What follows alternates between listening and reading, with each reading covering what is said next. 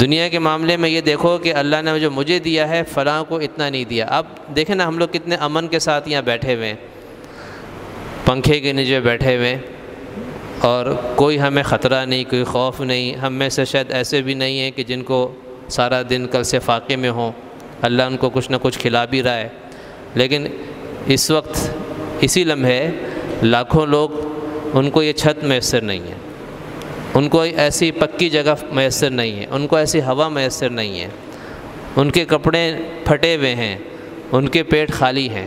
لاکھوں لوگ اس وقت موجود ہیں پورے پاکستان کے اندر، تو اللہ تعالیٰ نے اس کی بنسبت ہمیں کتنا امن میں رکھا ہے۔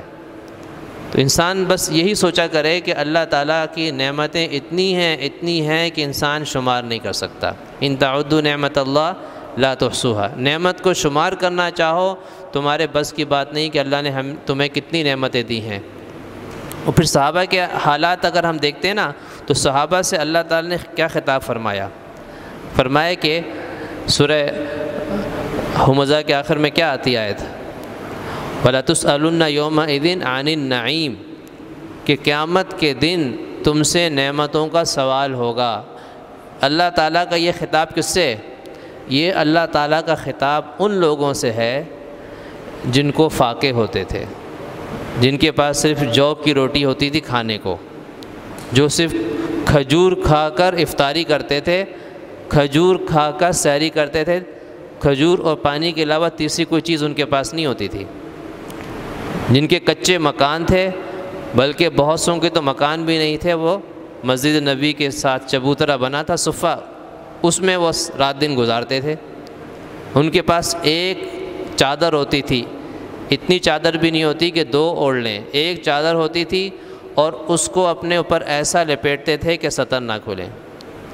ایک صحابی کہتے ہیں کہ میں دیکھتا کہ بعض صحابہ کرام وہ بتکلف اپنی چادر کو اپنے جسم پر ایسے لپیٹ رہے ہوتے کہ ان کا سطر نہ نظر آ جائے، کیونکہ ان کے پاس دوسرا کوئی جوڑا نہیں ہوتا تھا، تو اسی چادر کو یہاں گردن کے پیچھے سے گرا باندھ لیتے تھے اور سامنے لٹکا لیا کرتے تھے، اور اس کو پیچھے کی طرف لے جا کے باندھ لیتے، تو اس طریقے سے صرف سطر پوشی ہوتی تھی ان کی۔ تو اس کے باوجود اللہ تعالیٰ کیا فرما رہے ہیں؟ وَلَا تُسْأَلُنَّ يَوْمَئِذٍ عَنِ النَّعِيمِ، کہ قیامت کے دن تم سے ان نعمتوں کے بارے میں سوال ہوگا۔ جو تمہیں ایک چادر ملی ہے، یہ اللہ کی ایک بہت بڑی نعمت ہے، اس کے بارے میں سوال ہوگا۔ تمہیں جو کھانے کو صرف کھجور ملا ہے، یہ اللہ کی بہت بڑی نعمت ہے، اس نعمت سے متعلق قیامت میں سوال ہوگا۔ جو تمہیں چھت بھی نہیں ملی، صرف ایک چبوترا ملا رہنے کو، یہ بھی اللہ کی بہت بڑی نعمت ہے، کل قیامت میں اس نعمت سے متعلق بھی تم سے سوال ہوگا۔ ان سے اللہ تعالیٰ یہ فرما رہے ہیں، تو ہمیں اللہ تعالیٰ نے کتنا کچھ دیا ہے، تو ہم سے ان نعمتوں کا کیا سوال نہیں ہوگا کہ تم نے نعمتوں کو صحیح جگہ استعمال کیا، غلط جگہ استعمال کیا؟ تمہارے پاس پیسہ آتا تھا، مال آتا تھا، تو اس کو کہاں استعمال کرتے تھے، کہاں خرچ کرتے تھے؟